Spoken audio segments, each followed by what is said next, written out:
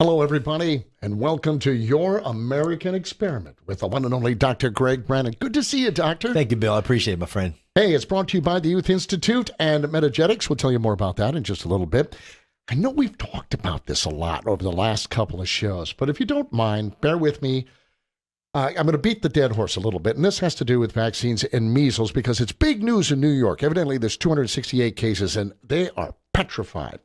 Couple of things happening. First off, you have I think this is a USA piece, about anti-vaxxers holding measles parties. Measles parties, doctor. Now, I happen to be of age where I remember such parties, and they weren't considered on the lunatic fringe. Now they're considered to be lunatic. By who? By the city officials. Yeah, thank you.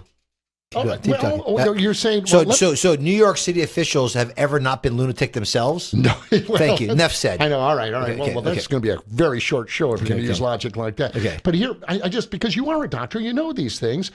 The article reads that misguided parents are hosting the parties because they believe their unvaccinated children will spread the measles to one another, and that's, once they get the measles, they will be immune for life. Now, they say, doctors quoted in this particular news piece, saying that's not true. Yet I've heard you say it is, which is, who's telling me the truth? Well, first off, Bill, there's thousands of diseases, and we have vaccines for a few, number one. Number two, we went through the last 3 weeks, we went through multiple papers showing this. Yes. And this is the stuff that bothers me. You have these ill-equipped media people, or these what gives Bellagio any medical expertise? Number one, right? Right. This is why freedom is the core of our show today. Freedom, liberty, who owns your body? We're gonna that's the core of the crux of the whole thing. But we went over this. The scientific paper showing this. Number one, I went through 4 studies last week. When you get a childhood disease, they talked chickenpox, they talked measles, they talked mumps. When you get them at a proper age in early childhood, that does 2 things. Well, first thing is it kicks the immune system on, the humoral cells, the cell-mediated cells, to actually do what? So that child is immune from that particular disease. Number one. But even more importantly, it primes the pump where the immune system now is prepared to literally fight further infections, and multiple papers showing decrease of multiple types of cancers. We can repeat that as on our show last week. There's books out there called Vaccines, Every Reprisal. There's a book called How to End the Autism Epidemic. There's Dr. Sherry Tenpenny's literature. There's Dr. Suzanne Humphrey's literature. There's Forrest Moretti's literature in Wilmington. He lives in Wilmington. There's a ton of literature out there. The thing is, you get these little things here and say this, and they blow it off. I'm going to do this again. 1969. This is how important this is. 1969 Brady Bunch episode on the measles. Now, this is what's very interesting about it, Bill. That show was about, the whole show was, should we take our children to a female pediatrician or a male pediatrician? How would the kids be more comfortable? That's what the show was about. But they all were home because they got the measles. And the thing was, it's the best disease to get because I get to stay home and have ice cream and stay home from school.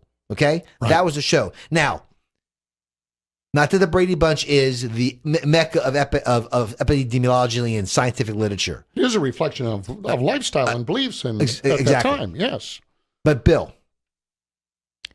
now they're trying to get that show off the internet.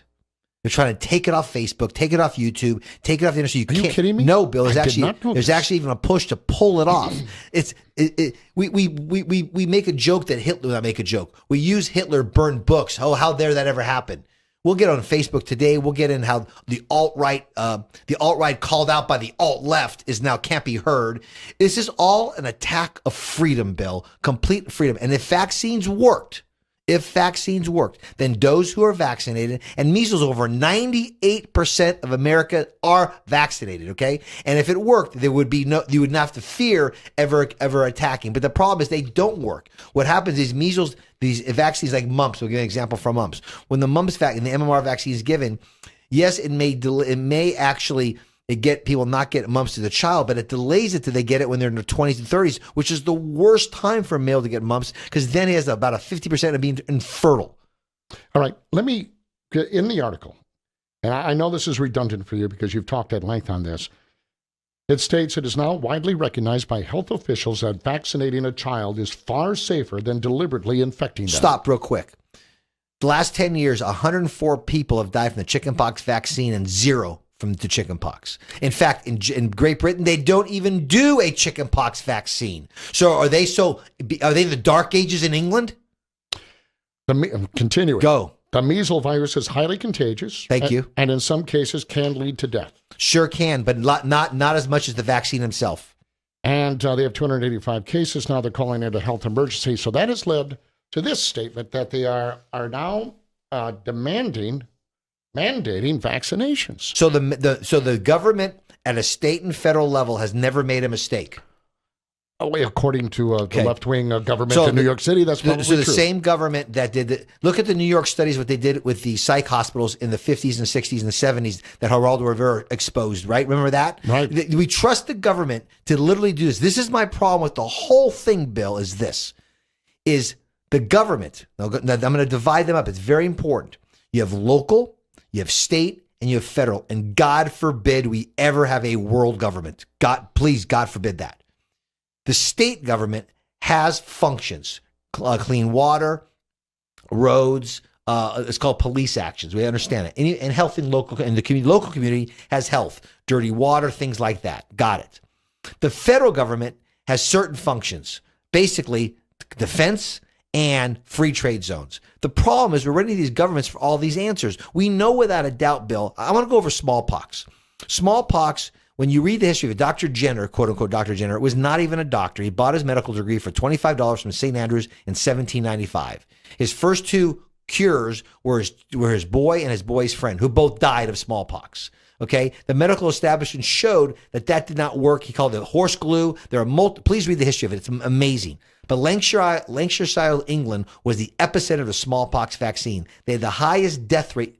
And then what happened was they said, we're done with the vaccine. This is in 1896. And they stopped they did quarantining and clean water. The next year, they had the lowest smallpox outbreak in Western Europe. It's hygiene. Okay. Now that's important because even 15 years later, after the Lancashire study in 1909, the city of Boston local official mandated smallpox vaccine after not even looking at the papers from 1896 showing how it was not that.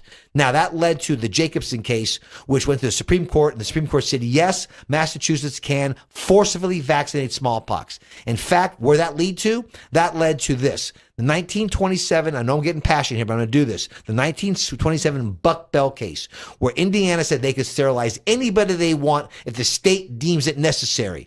Wendell Holmes used the Jacobson case in the Buck Bell case to justify the federal government and the state government sterilizing anybody at their discretion. In fact, he said the 14th Amendment protects the federal government from 3 generations of imbeciles. Let me stop there.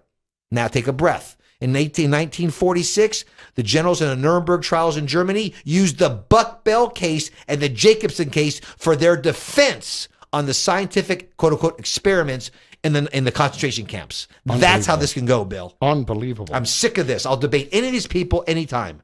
De Blasio declared a public health emergency. Dr. de Blasio? Well, no. Thank you. Yes. Okay. Unless he bought his license. He could have bought a license. But he's an out-of-closet communist. Yes, we know that too. He is. Okay. He has ordered mandatory vaccinations for people who may have been exposed to the virus. We have 9 million people in Manhattan. Yeah, well, this is at parts of Williamsburg. Okay. He said we have a situation now where my boy lives in Williamsburg. You must be very frightened. Yeah, There's an epidemic up there. He already had measles. Little kid, he's safe. Next. Okay, good. We have a situation now where children are in danger. We have to take this seriously. So what they're doing is, and this is primarily, I guess, in a Jewish neighborhood and schools. The Jews do not vaccinate. That's right. They're going to shut them down. If a kid gets measles and they cannot prove they've been vaccinated, they're subject to a $1,000 fine. Now, this is about your body, your choice, kind of going in the opposite direction. 100%, Bill. This is it. And remember, this body of my choice does not mean abortion because that body in the womb is not the same body as the woman, number one. Right. Number two, now let's go over this study, Dr. Blasio. Where the studies show aluminum is safe. With Dr. de Blasio, where's, there's the measles vaccine is grown in aborted baby cells. Where's your pro-life aspect of this?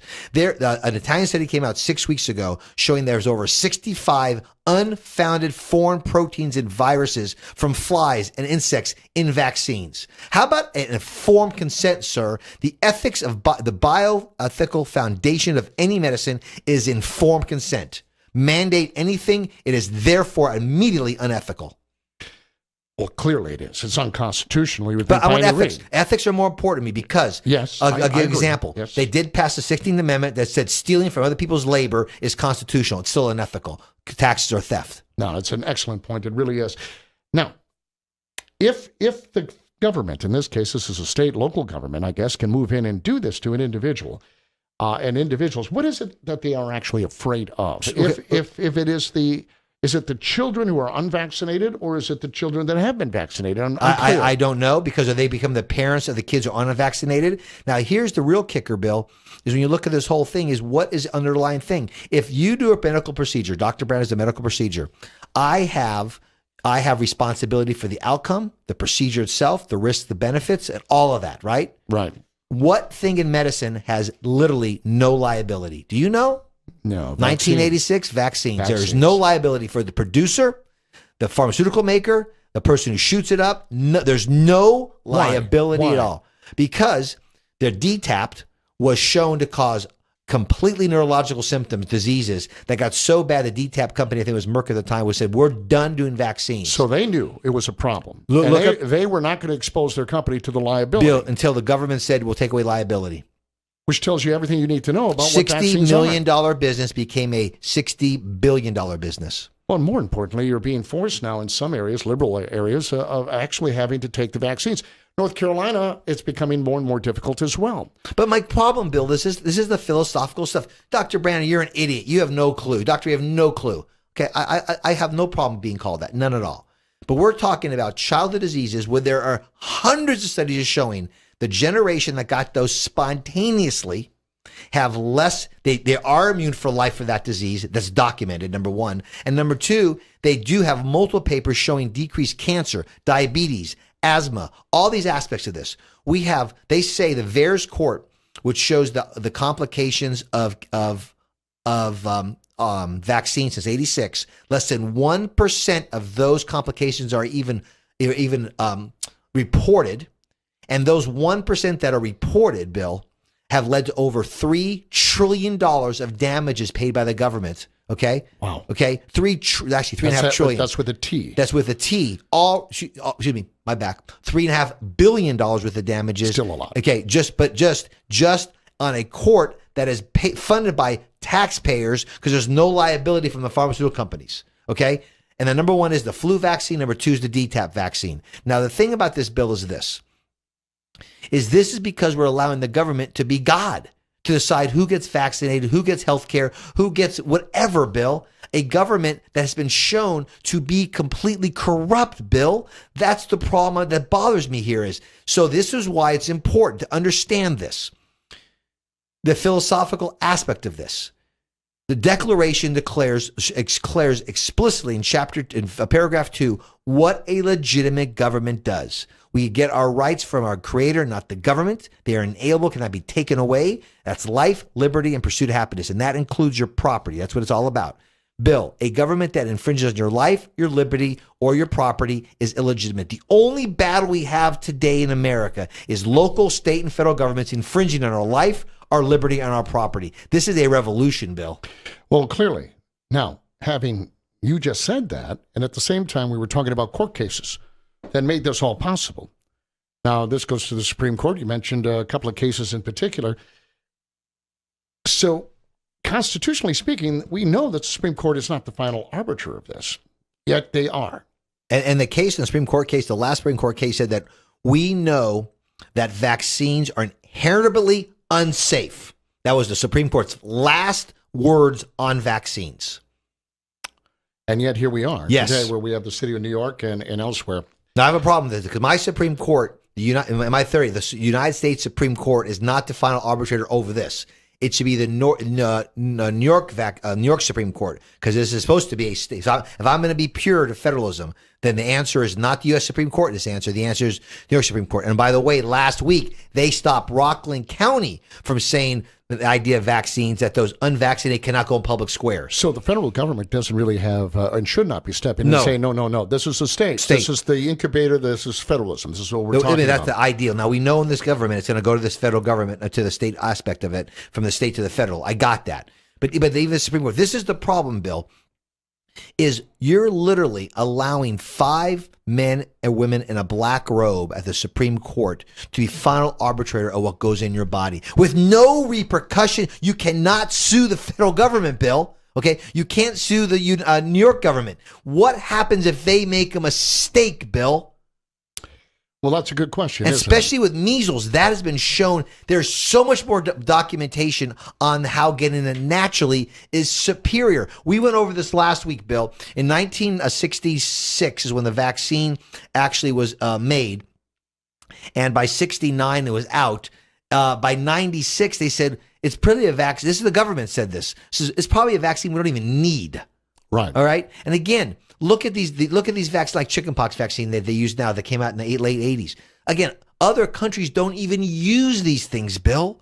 So why are we doing this? Bill, we have the highest autism rate in the world, and we have the highest vaccine rate in the world, us and South Korea.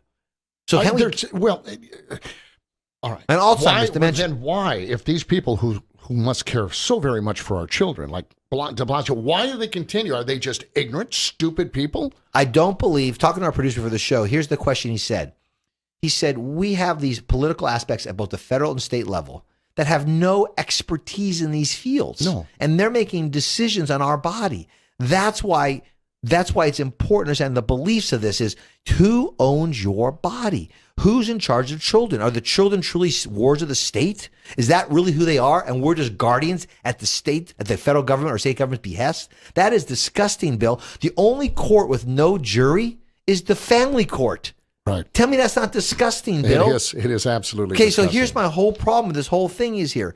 I'm on the defense. I got to show thousands of studies to show that getting measles is better than the vaccine. But yet the vaccine people or the politicians that say you must be vaccinated showed no studies. They show experts say. And most of these studies are done by pharmaceutical dollars behind them anyway, Bill. And we already know by the studies, Stanford did a paper came out 2 years ago showing that a lot of the scientific data we have is actually useless because of the way it's lined up. We had the last week we did a show, the head of the New England Journal, a Harvard professor, said that the data coming out now is actually usable because it does not meet the high scientific standards. And real quick on this, one more time, Bill, show how many, de Blasio's quoting the safety of vaccines. He's actually quoting how many gold standard placebo studies are done on vaccines. I'll save you looking up placebo.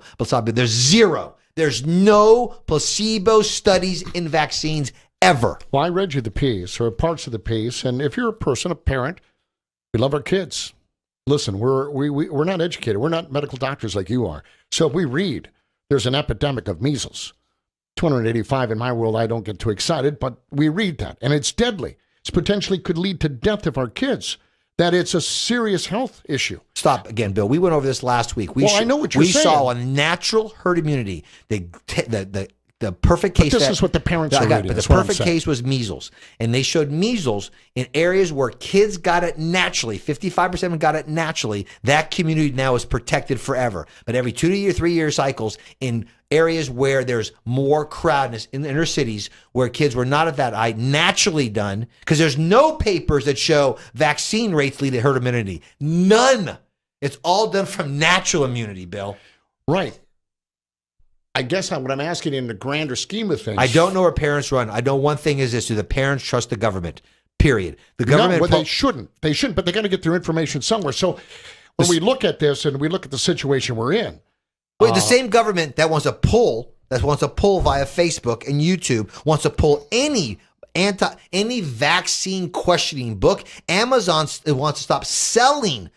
Remember, vaccine questioning books. Not saying we don't want to debate. Well, that's what I mean. But again, so the environment is. But who are these people and why are they doing it? Is it because their belief system is such that they truly believe it, or is there something I don't care more? what the issue is. I don't have to defend their reasoning. This was what bothered me. I have to defend their reasoning of what goes into my child's body. Why would Amazon care?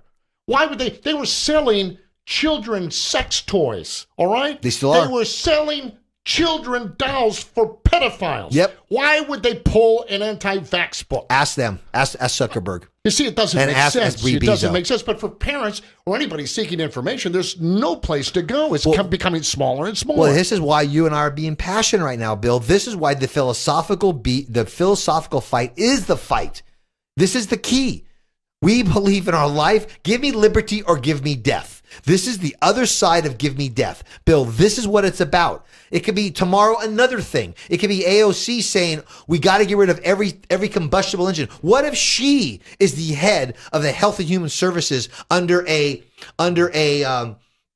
Hillary Clinton administration? What if she decides to do this? Oh, God. Okay, and again, this is what intelligently breaks my mind is we have become complete lemmics, complete sheeple. We want to run to any government official for any issue to help me. That is You the have no core. critical thinking skills. And we know what really Dewey said. don't have. Dewey said we got to get rid of those to have Yes. a populace to end up Sheep. having a world government. Just sheep. I'm just. We just started today. I'm into this. Well, that's good. That's good. We only got a couple of minutes tonight. I should mention here in North Carolina, for those of you who may not be in North Carolina watching us, all the teachers are getting together and they have red shirts on and they're striking on May 1st. And I think they're the primary reason we have the problems we have today. So, there's a bit of that going on. I'm so frustrated because I don't know, Doctor, because I know moms and dads, Democrats, Republicans, mom and dads, they love their kids. No doubt. They want to do what's best for their kids. No doubt. Yet you have politicians who have absolutely no expertise relying on consultants that are paid for by people who have something to gain, right? Real quick, Bill. I forgot the Maryland's assemblyman's name, but 3 years ago, Maryland did the same thing. They were forced vaccination because there was some epidemic going on. And then somebody at a town meeting said, is your family vaccinated? And he says, none of your business. Ah, isn't that interesting?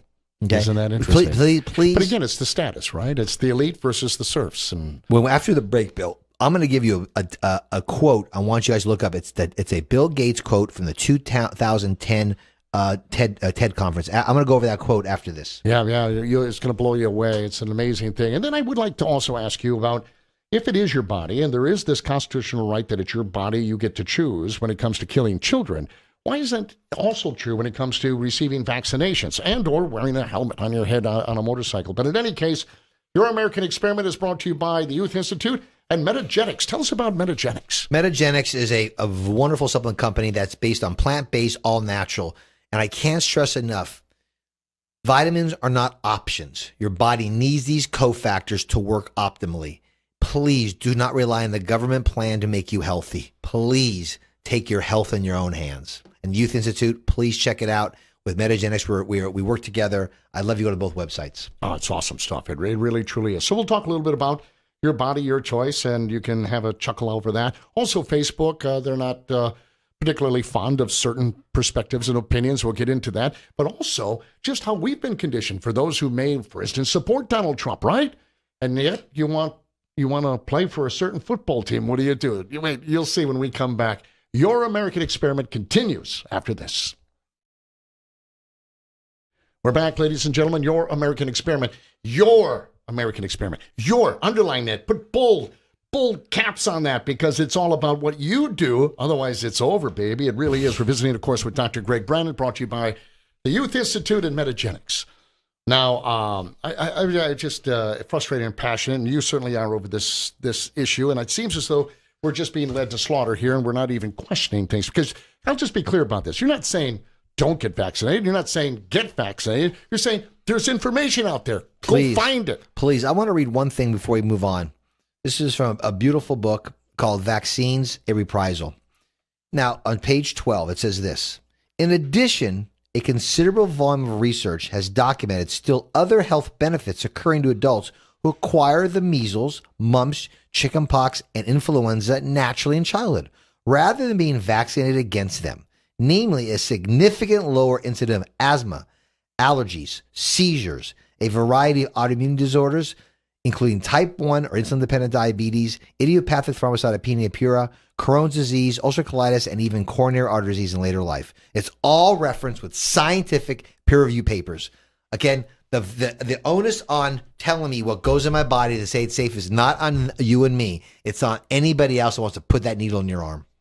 Well, if I could, and I know this is an issue that there's passion on each side of the issue, although I think the pendulum is swung.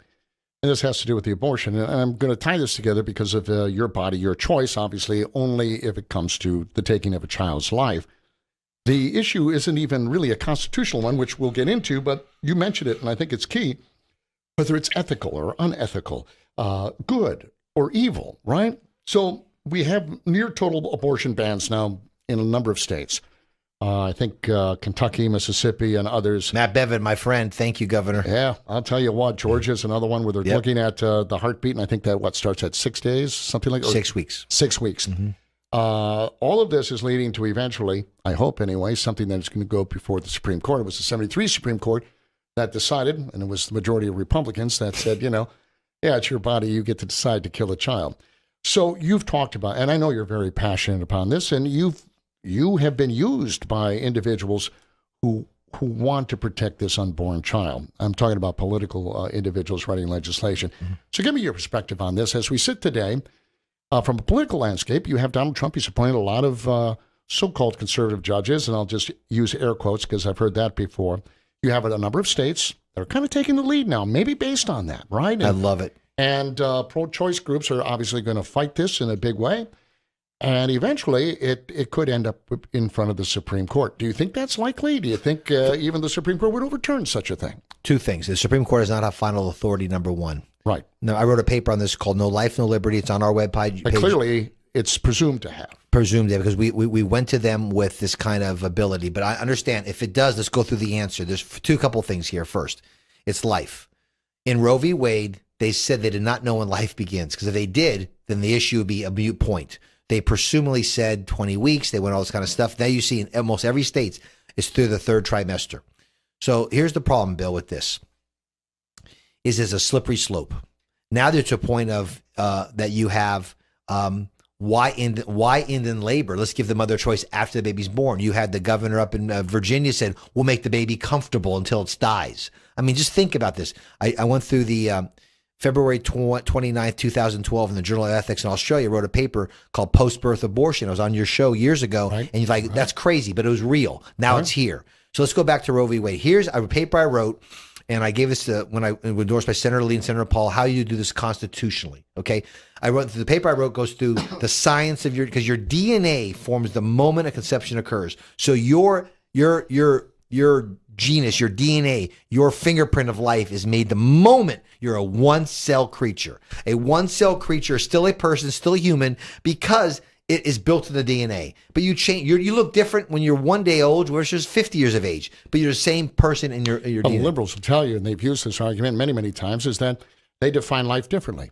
That if you aren't conscious, if you can't experience love, if you can't react, if you can't be productive, then if you can't be, that's key. Peter Singer, Princeton. If you can't be productive, and society would decide if you're productive or not. Now imagine what that leads to. Oh my gosh, Bill, this is it's like when African Americans were just property. This is unacceptable. What if the stare decisis of the 1850s stayed forever? It's an anathema because ethics override it. Human beings are human. Same thing here. It's just a different stage of life. So here's the thing: what I talked about in Article 1, Section 8. I know you mock me, those who mock me. Article 1, Section 8 has 18 functions.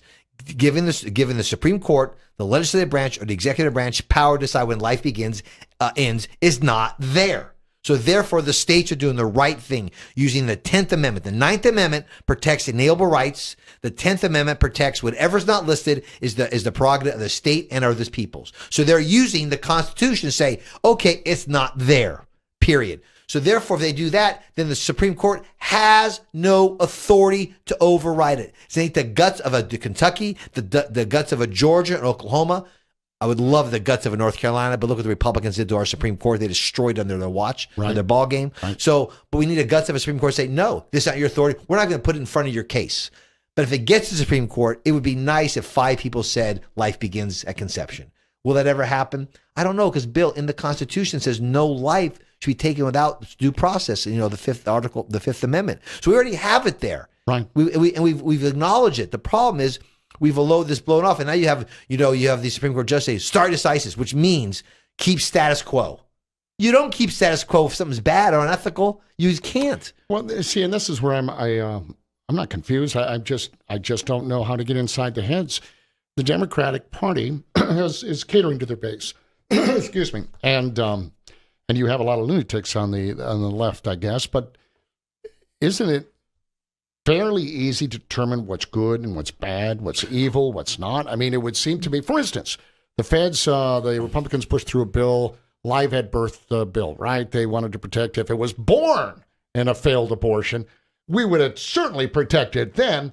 All but 3 Democrats voted against it. See, that's wrong. I agree with Bill, but a couple things. That's what makes the abortion battle so good if it goes to the state level. Then there's 50 states fighting. That's decentralization. See, then what happens is you don't have to have a national plan on this. Have 50 states. You're going to have 30 or 40 overturn abortion. Boom. They'll become these beautiful areas of paradise for those who want to protect life, right? And then you have the other 10 or so have to defend while they have a baby taken out at 6 weeks of age, 6 months of age, or even after birth. But it delineates the line in the sand, Bill. I think it's an awesome way, because all you do is rely on the centralization of that. You could get a court like we have now that will never change it. Because we did have an opportunity, those who are pro-life, to do it, I'll say, the 21st century version of constitutional, where the legislative branch, the executive branch, the president, Supreme Court could have overturned it under Trump's last 2 years and Bush's 6 years, right? Sure. So, right. But the thing about it is, I don't want a Supreme Court to say something they don't have a function. Just let's leave them alone. Who cares what their opinion is? And let's fight this at the state levels. Well, I'm with you on that. I am. I guess in a grander scheme, I'm looking at social norms too. I'm saying, how did we get here? I know we've had a progressive area now for 100 years. How is it that we as a society, your neighbor, your family members can look at this and say, well, this is acceptable, this isn't acceptable. You can see that with marriage and sex and almost every aspect of our life. But Bill, we can look at countries today. Slavery is rocket in Africa, rock in the Middle East. They still have their neighbors as their slaves. You know, how did Germany, the most civilized country in Western Europe, it was equal to America at the time in economics and growth, one day turn their neighbors and say they had a yellow star on their lapel. Right. I mean, Bill, we've shown that because people do not want to be individuals. People like being anonymous in the collective. So we're part of the herd. Part of the herd. We're more comfortable as part of the herd. And what happens is when the herd sticks their head out and they get their head cut off, the rest of the herd backs away. And that's what I think makes America so beautiful. We were the ones within the herd and said, I think I want to be free. And that's why it's so important that the society that actually honors the individual is the best society at all. The one that looks at the collective, the so-called the greater good, will never look at Bill or Mary. They look at what's best for the good. This is important. All the elites are always exempt. Always. And I'm not here to sound nerdy, but Basti's book, essay called The Law, the last couple paragraphs just destroys this. It says this. He goes, we're not against healthcare or medicine or schooling or da-da-da-da. Because before that he says, we're tired of the witch doctors of society taking these individuals, doing their little tricks with them, and then casting them aside when they mess up because they keep on doing it over and over and over again. But then he says again, we're not against all these things. We're against government run. Right. Education, da-da-da-da. Because what happens is the government has such a monopoly of force, they could extrude their power. That's why a government is supposed to be a weak government, other than common defense, okay, from foreign aspects. Who said, you would know this right off the top of your head, who said, we have this newfound land, this freedom, this liberty, but it's yours to keep it only, but it was designed for a virtuous people. It was John Adams. John Adams said that. And we're not. We're not. It wasn't designed for people who weren't virtuous. You need to be virtuous in order to keep this amazing experiment. Without religion and morality, a republic is impossible. And it seems as though this is what progressivism has done to us. That's what drives me nuts when I have people from the right or the left say that we're a democracy. I can't stress enough what a democracy really is. Understand what a democracy is. It's 50% plus one are dictators, period. And with the mentality psychologically that we don't want to be individuals, it's easy to be part of the herd mentality. But again, you don't want the democracy to decide you how you're going to live your life. We've shown the horrors of that, Bill, in society. When an individual is free, society is at its best. I've come to believe that history, to most of us, is our lifetime. It's wrong, but I believe what happens while I'm alive, My parents are alive. That's about it. That's about as far as we dive into it. We don't learn from history. Maybe. It's not taught, and we don't really care. Maybe even less than that. I don't know the numbers, but the numbers that a young person, millennials, is their eye is on their phone, Right. is astronomical. Right. And they get their news feed from MSNBC, Yahoo, whatever. It always would see there's already a filter out there. That's why the government hates a true internet that's truly free. Because if you have a free internet that really can take information, that does things like this. Because again, we have so-called alt-right are being kicked off of Facebook, kicked off of YouTube, Right. defined by the alt-left. Now, I have no problem with a Facebook throwing somebody off their website. No. I mean, there's none at all. That's a free. But understand, it was Facebook, Google, and others, along with the Obama administration, that came up with this bogus net neutrality. Exactly. Right? They would be exempt. They would be exempt, and that's But why it was meant to silence those they disagreed with. And that's what the problem is that's why the government is the complete problem with this stuff. Because if they were out of the control of communications, the control of all this stuff, which they shouldn't be there anyway, the free market would eventually win. But the problem is they don't want that. And this is why we don't have, you understand, Santiago said, don't remember history, you damn repeat it. And then Burke said, if you don't remember it, I'm more Santiago that you never knew it. I agree with you. But that's on purpose. You talk about the teachers and the rest, I know I'm going to get hammered, down on public education. No, I want public educators to compete on an even floor, because you know what? The educator in the classroom would do better for their students and be paid significantly more money if they're in a free market.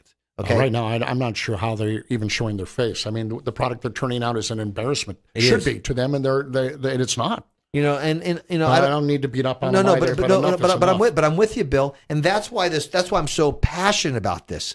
If I got home yesterday, my 10-year-old daughter said, "Who was our first president?" And my wife started laughing, and I go, "I know it's not George Washington," and I go, "We didn't have a president. We have a government till 1781." She goes, "Oh, you got the year right, because it was under our Confederation and under our first Constitution." Right. And I go, well, "I know it wouldn't be Sam Adams. I know how big he was. He wrote it, but I have no idea." My daughter starts laughing at me. It was Mr. Hanson. Whoever knew that? Okay, but I love that my kids, not that they're nerdies, but I love. No, that's great. But I love that my kids understood that there was a Constitution before the Constitution, and Washington was the first president.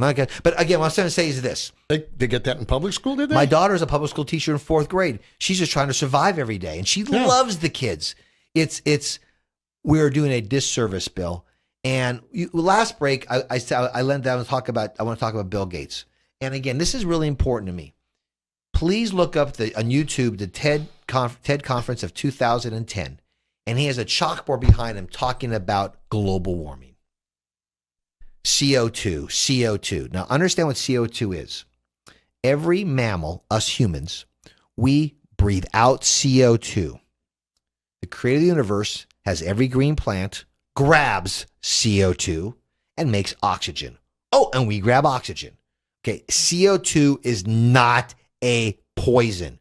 In fact, there are studies that show, there's a great study showing citrus, showing that having extra CO2 pumped in to orange trees have a 20% higher growth rate and a 40% higher vitamin C in the fruit itself. All right, that sounds good. That sounds good. So yes. back to Gates. He quotes and he talks in the collective. We got to do this. We got to do that.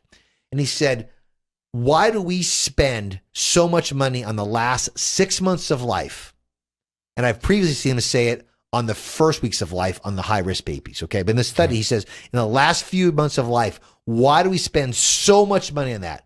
We should use that money and pay for more teachers. First off we're not a collective. We're not a we, and he's exempt. That's right. But he says it's a simple mathematical formula. To decrease CO2, we must decrease the producers of CO2.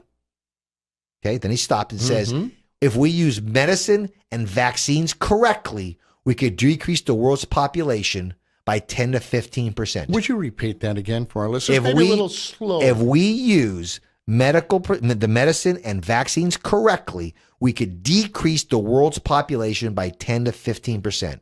Bill Gates. What does he mean by that? And again, the collective. Why do I want more teachers?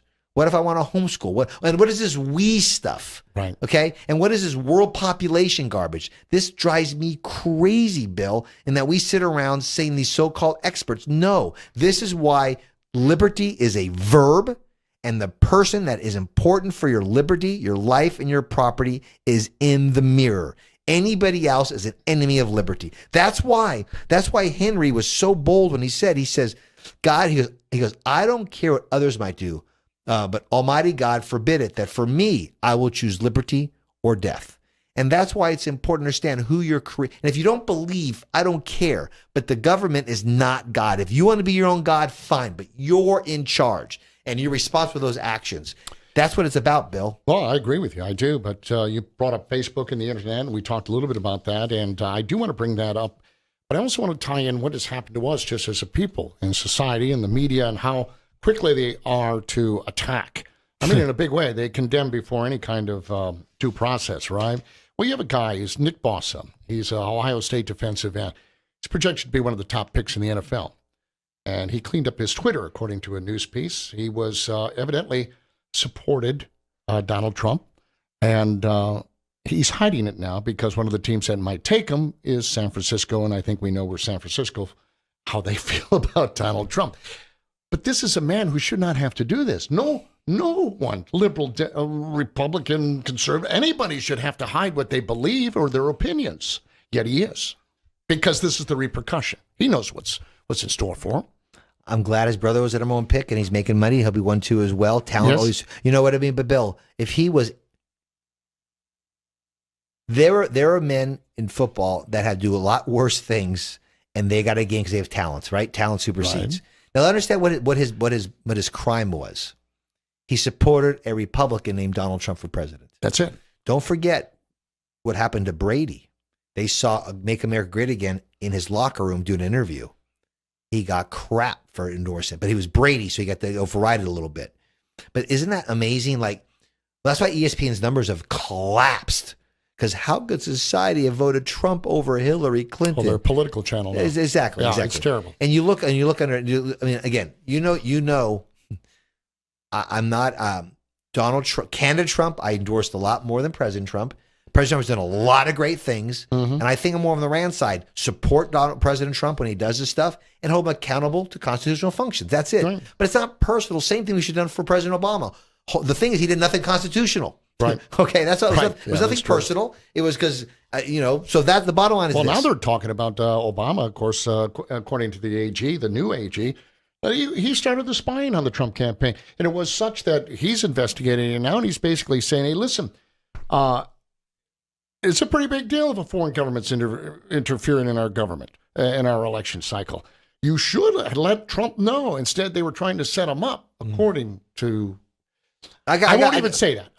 I'll just say now it may be at a point where they're going to take a real hard look at what happened to get to the point where Donald Trump is under investigation. But that's the government we have. But do we really trust them? And the didactic stuff? I mean, there's nothing constitutional supposed to be secret anyway. This thing makes me sick. The government makes themselves God and decides what they want to do, and then they decide what lives and what dies. I'm tired of all this stuff, Bill. I really want to see a state. And I'm seeing it with Governor Bevin. I'm seeing Oklahoma. We're seeing Georgia. We're seeing some states have the huevos to say no to some of these things. I can't wait. I would love to see if North Carolina did this. I would love to have, obviously, with Cooper, if it happened. Not going to happen. But just say, okay, all right, D.C., you get every single tax dollar that's in Article 1, Section 8. The rest we'll do at home. See what you think. Where's that at, Bill? We have a lot of talk. Vote conservative. What have they done? Look what's happening. The Republican Party had a majority, had an unbelievable supermajority, and they threw it away. And this drives me nuts because that's why I'm not a party man per se, Bill. What I am is an believer of life, liberty, and property, and that party come to us. I believe we have an opportunity to do that, Bill, at the local state level. Well, I think that's all we do have. I hope you're right. I hope people begin to wake up. On another note, Amazon is listening to what, if you have Alexa in your house, they actually have an army of people who listen. Bill, and record Bill what you're requesting from, and beyond that, they're hearing sexual assaults. They're hearing you sing in the bathroom. Mm-hmm. We said anybody unplug Alexa yet? We said that, Bill, to you already. Yes. Samsung on their agreements, their TV has a video looking into your house. Right. Yeah, but we've said that you're a nut. Your tinfoil hat. We said all that, but it's there, Bill. You have washing machines and refrigerators and ovens collecting data. How do you think when you're on your phone, you look up a pair of Nikes? Right. And then 2 seconds later, it's everywhere. Or you mention it. You mention Nikes and your Alexa or these things pick up your voice. Remember, our phones never turn off, Bill. Right. I know it. It's scary. It scares the hell out of me. But we don't care. Maybe we're unaware. I don't know what the answer is to this. I pray. I really do pray every night that we get our act together. I went in with this. And I talked to my wife and some of my daughters yesterday about this. Is I really fear their future. Do I believe liberty will eventually win the day? Yes.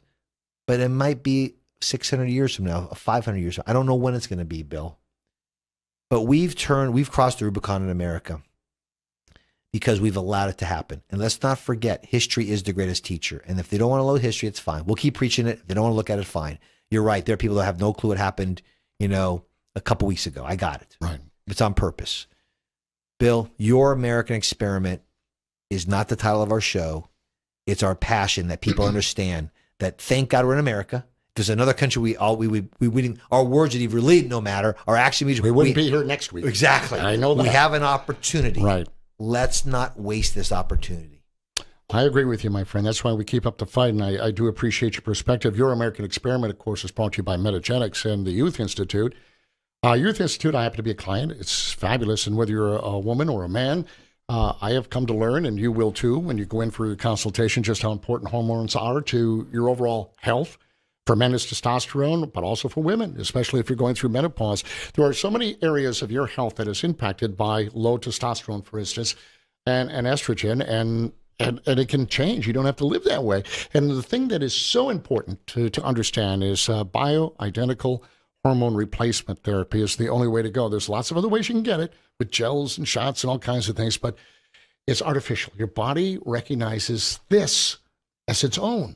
And the difference it'll make in your life, it'll change it forever. It's amazing. So do yourself a favor. Please, if you do nothing else, take nothing else away today, go to the website, get the information, get in for a consultation, and then change your life. All right? Youth Institute, BHRT.com.